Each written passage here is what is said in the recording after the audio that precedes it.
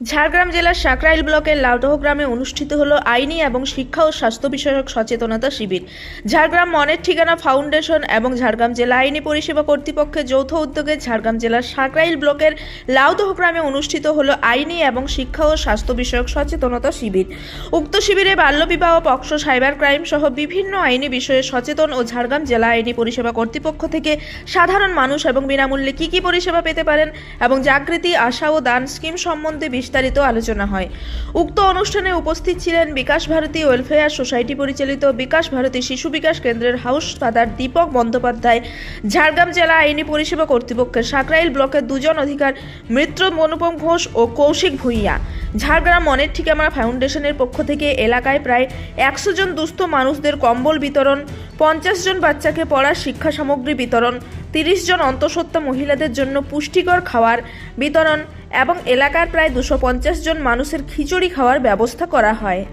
আপনাদের কিছু ভালো কথা, আপনাদের প্রয়োজনীয় কিছু বিষয়, নিত্যনৈমিত্তিক সারা জীবনে আপনাদের চলতে গেলে যেসব জিনিসগুলোর সঙ্গে আপনারা জড়িয়ে আছেন সবসময়, সেই বিষয়গুলো নিয়ে বিস্তারিত আপনাদের আলোচনা করব এবং সবসময় আপনাদের পাশে কোর্টেরই পার্ট, এটাও একটা কোর্ট, এটাকে লোক আদালত বলা হয়, মানে বাংলাতে লোক আদালত বলা হয়, লোকের জন্য আদালত।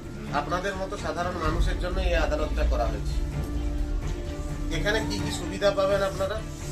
প্রথমত হচ্ছে এখানে সুবিধাটা হচ্ছে আপনারা যারা সাধারণ মানুষ, এটা করেছে এই কারণে যে সাধারণ মানুষ যারা সমান অধিকার আছে আইনের দিক থেকে, আইন সবার জন্যই সমান, গরিব বড়লোক মধ্যবিত্ত সবার জন্য, ছোট বড় সবার জন্যই সমান।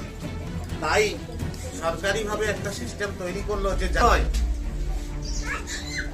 কোর্ট মানেই আপনারা ভাবেন যে শুধু কেস কাচারি, আপনাদের যত রকম যা ফেসিলিটি, যেখানেই যেটা পাওয়ার অধিকার আছে, যে কোনো জায়গায় যদি না পান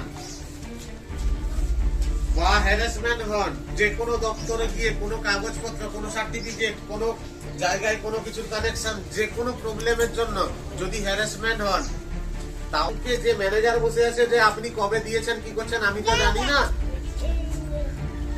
আপনার এই 50,000 টাকা আমি কম্পিউটারে দেখতে পাচ্ছি, আপনি কি করবেন? পরের দিনকে বাড়ি আসবেন, 5 জনকে বলবেন হায় হায় আমার 1 লাখ টাকাটা চলে গেল, সুদ সমেত আমার পাওয়ার কথা 1,20,000 টাকা, পেলাম আমি 50,000 টাকা। কিছু করতে পারবেন? অসুবিধা হয় টাকা পয়সা তুলতে, আপনারা আমাদের সঙ্গে যোগাযোগ করবেন, কোনো টাকা পয়সা লাগবে না। 2 নম্বর হচ্ছে টাকা জমা রেখে নামে তুলতে পারলেন না, আরেকটা জায়গা আছে, আপনারা টাকা দিচ্ছেন সেই ক্লেমটাও আপনারা করেন।